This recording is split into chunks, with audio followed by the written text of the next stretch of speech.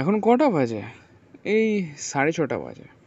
তো একটু ইনস্টাগ্রাম রিলই দেখে নিই, এখনও তো অনেক টাইম আছে পড়তে যাওয়ার।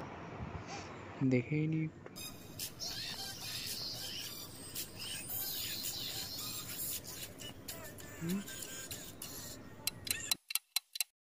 না, এবার অনেক টাইম হয়ে গেছে, পড়তে যেতে হবে। অনেকক্ষণ ধরে রিল দেখছি, এবার চলে যেতে হবে। কি? হ্যাঁ, 2055? আরে এই তো 5 মিনিট হলো ইনস্টাগ্রাম রিল দেখছি।